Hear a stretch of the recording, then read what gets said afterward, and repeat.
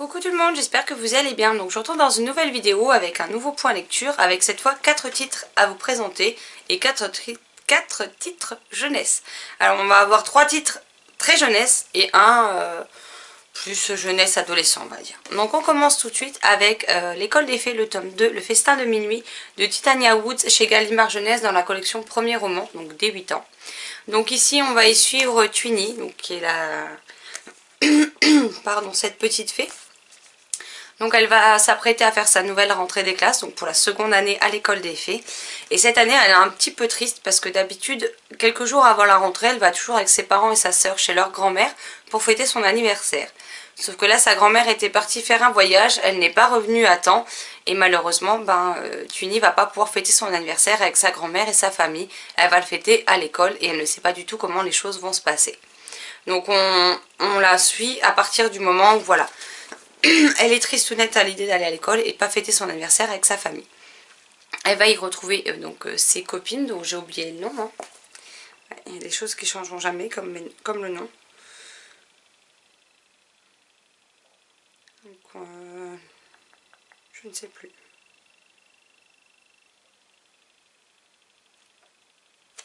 Bon bref, c'est pas le plus important.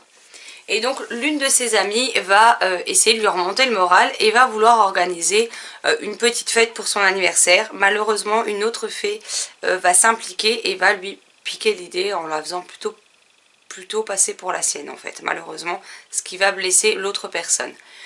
J'ai encore une fois passé un très bon moment. Après c'est écrit très gros. Hein. Voilà, les pages sont décorées. Les en-têtes de chapitres le sont également. On a des petites illustrations comme ceci.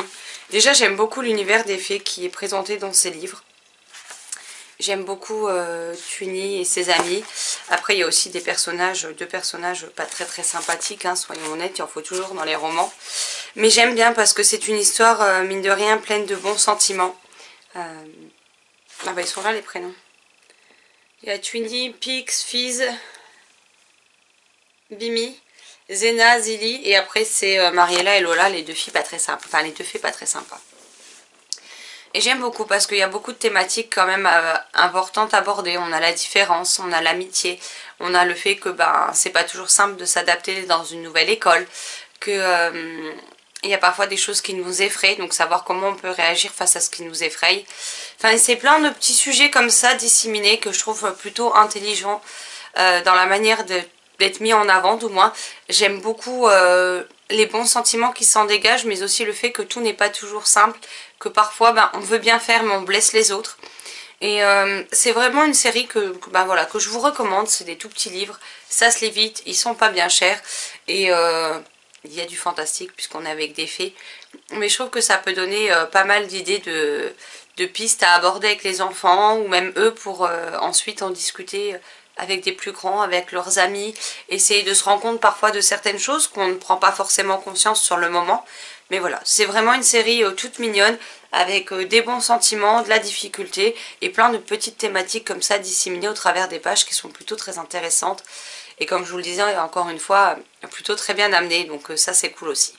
Je vous glisse la couverture ici puisque je l'ai lu en numérique. On a lu La légende de Podkine le Brave, le tome 3, donc j'ai oublié le titre, de Kiran Laroud, publié chez Gallimard Jeunesse, qu'on a lu avec Tania. Donc le mois dernier on avait lu le tome 1 et le tome 2. Donc là tout naturellement il était temps de finir la trilogie et de se plonger dans ce tome 3. Donc on est dans un univers où les héros principaux sont des lapins. On y suit notamment une fratrie. On a Paz l'aîné, une fille, suivi de Podkine et de Pouk qui est tout petit. Dans le premier tome, on les découvre. Ils vont être attaqués par les méchants de l'histoire, des méchants tout de fer, avec une apparence tout en fer, sachant que le fer est très nocif pour les lapins. Que les lapins ne sont pas tels qu'on les connaît, ils creusent pas des terriers sous terre, etc. Ils ont d'énormes terriers avec beaucoup de monde. Ils n'hésitent pas à sortir dehors, etc. On est vraiment dans un monde où il n'y a que des créatures, il n'y a pas d'humains en fait. Et un beau jour, ces êtres de fer vont venir et attaquer le terrier de Podkine et de sa famille. Podkine était censé prendre un jour ou l'autre la relève de son père, sauf que monsieur est plus habitué à vouloir dormir, manger, jouer qu'à suivre les cours. Et pourtant, de suivre les cours qu'on lui dispensait aurait été très utile pour la suite des aventures. puisque suite à ça, notre fratrie va partir. Elle va devoir tout faire pour survivre, pour trouver de quoi se nourrir, de quoi passer la nuit au chaud, de quoi éviter les méchants. De quoi aussi tenter de redonner l'espoir, de trouver une solution à ce qui se passe et voilà un peu le contexte dans lequel on va évoluer. Et ce que j'aime beaucoup, c'est qu'on a un personnage qui est nommé le Barde et qui en fait va nous raconter la légende de Podkin à travers une histoire que lui nous raconte. Donc on a des interludes où on voit, on a des passages sur le Barde bien précis qui nous expliquent certaines choses et les chapitres nous sont racontés par le Barde. C'est un petit côté Père Castor qu'on a trouvé avec Tania, qu'on a énormément apprécié dans les 2 premiers tomes. Ce 3e tome ne déroge pas à la règle. Il était vraiment génial. Ce 3e tome, on l'a bouffé là sur samedi soir et dimanche. On a beaucoup aimé retrouver les personnages, on a beaucoup aimé voir ce qui était advenu d'eux. Puisqu'au final, on a toujours une pause entre les tomes, au final on se dit oui mais après. Et on nous offre quand même une bonne conclusion à cette histoire dans ce 3e tome, ce qui est grandement appréciable. Même si pour le coup, je pense qu'avec Tania, on sera d'accord toutes les deux pour dire que il aurait été plus gros, ça nous aurait pas dérangé en fait. Non pas parce qu'il n'y a pas une... Il y a quand même une fin, elle est tout petit peu ouverte, histoire de dire que si on veut retourner dans l'univers, c'est possible. Maintenant, on a quand même une vraie fin à cette trilogie. Mais ouais, je suis triste de quitter les personnages. Donc maintenant, si on nous faisait une saga spin-off ou qu'on nous décidait de nous rajouter un tome bonus, clairement je ne dirais pas non. Je serais sans doute une des premières à me jeter dessus. Parce que c'était vraiment chouette, il y a de beaux messages. Tout n'est pas simple. Je trouve qu'il y a quand même des passages assez hard pour de la jeunesse. Je ne m'attendais pas forcément à ça. On a des vraies difficultés. On a vraiment des personnes, des méchants qui le sont vraiment pour le coup. Qui ne sont pas... en demi-mesure, qui ne sont pas méchants, mais au final ils sont plutôt gentils. Non, non, là les méchants sont des vrais bons méchants et ils vont en faire voir de toutes les couleurs à nos héros. J'ai aussi beaucoup aimé ce côté fratrie où il y a des disputes, où il y a des piques verbales, où il y a des chamailleries parfois incessantes, où il y a des fois aussi un conflit entre les plus jeunes et les aînés. Enfin, je sais pas, le combo de toute cette histoire était vraiment génial. On a passé un très très bon moment avec cette série et je ne peux que vous la recommander. Donc les 3 tomes sont déjà sortis en grand format. Le tome 1 est sorti déjà en poche. Donc ça ne devrait plus tarder pour les 2 suivants. Mais honnêtement, si vous aimez ce type d'histoire, allez-y les yeux fermés. C'est une très bonne trilogie jeunesse de fantasy qui peut peut-être permettre d'initier les enfants également à la fantasy. Et ouais, j'ai vraiment pas de bémol à dire. Alors oui, après il y a un aspect que j'avais vu venir, enfin je m'en étais douté un petit peu, j'avais d'ailleurs émis cette supposition à Tania. Concernant un personnage, j'avais vu juste mais ça n'a en rien gâché ma lecture, bien au contraire. C'était vraiment ce genre de série où on est bien dedans et où on a envie de savoir la suite et en même temps on n'a pas envie de finir le tome, on n'a pas envie de finir la série. Et ouais, c'est une saga que je pense que je relirai un jour. Voilà pour mon avis sur cette trilogie. Donc j'en suis quand même à la 2e trilogie terminée depuis le début de l'année, donc je suis plutôt contente. Puisqu'il y a eu La Fille des Deux Mondes de C.C. Hunter chez Michel Lafon, que je vous ai présenté il y a 1 ou 2 semaines, je ne sais plus. Et maintenant celle-ci. Mais en tout cas, c'était 2 excellentes sagas que je vous recommande chaudement.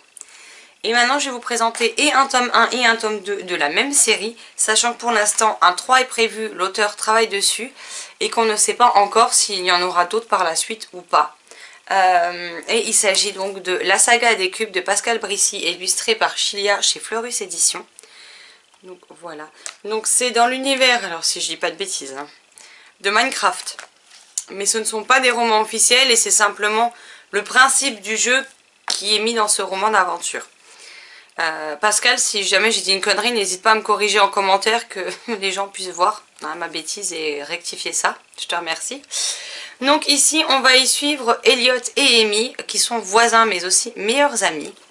Un beau jour, pendant les vacances, ils décident de faire des petits boulots pour gagner un petit peu d'argent. Et ils vont notamment vider un grenier et tomber sur une console de jeu. Donc la personne chez qui il nettoie le grenier va leur laisser la console de jeu puisque de toute façon il comptait la jeter. Et suite à ça, ils vont faire des découvertes quand même assez étranges puisque nos 2 jeunes héros vont se retrouver embarqués dans la console qui n'est pas reliée à une télé et qui n'est surtout pas branchée sur l'alimentation. mais ils arrivent à se retrouver projetés dans le jeu au format de personnages très cubiques et ils vont devoir trouver le moyen de sortir de ce monde et de retourner dans le leur. Je dois dire que j'ai plutôt bien aimé la façon dont c'est fait. Alors je vous montre un peu aussi en même temps l'intérieur. On a devant un index des personnages et des créatures qu'on rencontre dans ce tome. Après voilà, c'est écrit très gros, hein, mais c'est pour les enfants à partir, je dirais, de 7-8 ans. Voilà, donc vous voyez, ils sont vraiment très carrés les personnages. Hein. En même temps, dans le jeu, c'est tout en cube, donc ça reste un petit peu logique. Donc on va les découvrir en pleine aventure dans ce jeu, à devoir trouver un moyen de se protéger des monstres du jeu, à essayer de trouver comment atteindre leur objectif, c'est-à-dire sortir du jeu, mais aussi de survivre au quotidien, parce que c'est bien beau de survivre aux monstres, mais il va falloir aussi trouver de quoi dormir, de quoi manger, de quoi boire, et de quoi progresser dans leur quête, parce qu'ils arrivent, c'est pour ceux qui ont l'habitude des MMORPG, dans ce type de jeu, vous avez toujours un inventaire, mais l'inventaire il n'est pas plein quand vous démarrez le jeu. C'est à vous de trouver les éléments et de les mettre dans votre inventaire pour pouvoir les utiliser par la suite. Bah là, c'est ce qui va arriver à nos deux jeunes héros. L'ancienne gameuse que je suis, forcément, a été séduite par cet aspect du jeu. Ça m'a quand même fait sourire à certains moments, ça m'a rappelé des souvenirs, bien que je n'ai jamais joué à Minecraft de mon côté. Mais voilà, j'ai joué à des jeux comme Fly for Fun, j'ai joué à Guild Wars, j'ai joué à Skyforge, donc on est clairement dans le MMORPG, dans les quêtes, dans les missions, dans les remplissages d'inventaire, dans les loots, dans les mobs à tuer pour avoir des loots, etc. Donc c'est un univers que j'ai côtoyé quand même pendant pas mal de temps, donc voilà. Donc ça m'a fait sourire de retrouver certains aspects de cette partie-là de ma vie, et c'était plutôt une très très bonne série. Alors que j'ai lu le tome 1, mais j'ai également lu le tome 2, qui est Zombie à la vanille. Donc le tome 1 c'est le portail interdit, le tome 2 Zombie à la vanille. Et ouais, j'ai aimé le côté plein d'aventures qu'il y a dans cette histoire. Le côté de leur amitié aussi. Ils sont pas forcément toujours d'accord. Ils prennent les paroles de l'autre au sens propre du terme. C'est-à-dire que Elliot dit pince-moi je rêve. Bah Amy elle fait quoi? Amy elle va le passer. Et après il lui dit mais pourquoi tu fais ça? Bah parce que tu me l'as demandé. Enfin voilà, ce genre de comportement qui m'ont bien fait sourire. Je dois aussi le dire, je l'avais déjà dit à Pascal, hein, que je pense qu'il avait très faim quand il a écrit ce tome 1, puisqu'il y a quand même plusieurs passages qui parlent de nourriture. Donc je pense que les auteurs devraient manger avant d'écrire, parce qu'au final ils donnent faim au lecteur derrière. Donc je suis pas sûre que ce soit une très très bonne idée, mais bon. C'était vraiment sympa, il y a une belle amitié entre ces deux personnages, il y a de l'aventure, il y a du danger, il n'y a pas qu'un seul... encore une fois, à la méthode d'un MMO, vous avez des petits monstres à combattre, mais vous avez aussi le gros boss de fin en fait. Et on retrouve vraiment tous ces aspects. Donc je trouve que c'est quand même assez bien amené, assez bien travaillé, puisqu'on a vraiment pas mal des éléments essentiels d'un jeu de MMORPG qu'on retrouve dedans. Maintenant, les personnes qui ne sont pas fans de jeux vidéo devraient pouvoir passer un bon moment avec. C'est juste que forcément les gamers vont s'y retrouver peut-être plus facilement, ça leur rappellera sans doute des souvenirs de quand ils ont débuté. Mais voilà, je pense que tout le monde y trouvera son compte. Fille comme garçon, ça ne devrait poser aucun problème. Et je trouve ça intéressant de voir que c'est quand même assez complet malgré l'épaisseur du roman qui, il faut quand même le reconnaître, est quand même très court. Puisque le roman fait 117 pages. Donc voilà, c'est quand même court et en même temps, cette histoire est complète. On a une première aventure complète à travers ce roman. Nos héros, on va les retrouver du coup dans le tome 2, qui est juste ici. Et dans le tome 2, ils seront accompagnés de Athéna, la cousine d'Amy, qui ne croit pas vraiment sa cousine Amy, et qui du coup va se retrouver embarquée avec eux. Et là, on rencontre encore différents monstres, ils sont dans un autre level. Ils auront d'autres quêtes à poursuivre pour s'en sortir, pour survivre. Et ils auront du coup d'autres boss à vaincre pour espérer pouvoir sortir du jeu. Mais en tout cas voilà, si vous ne connaissez pas, ce sont des petits livres jeunesse qui se lisent très vite, qui se lisent très bien, qui sont intéressants. Il y a beaucoup d'aventures, il y a une belle amitié, il y a aussi une compétition entre les deux cousines dans le tome 2. On a des jolis messages aussi, on a plein de petites choses qui font que le tout combiné nous fait passer un excellent moment de lecture. Et du coup, vivement le tome 3, j'ai envie de vous dire, hein, parce que j'aimerais bien les retrouver dans une nouvelle aventure.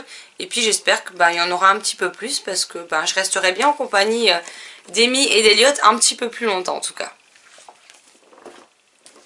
Voilà, ce point lecture est à présent terminé, j'espère qu'il vous aura plu. N'hésitez pas à me dire si vous connaissez ces titres, s'ils vous font envie, si vous les avez lus, ce que vous en avez pensé.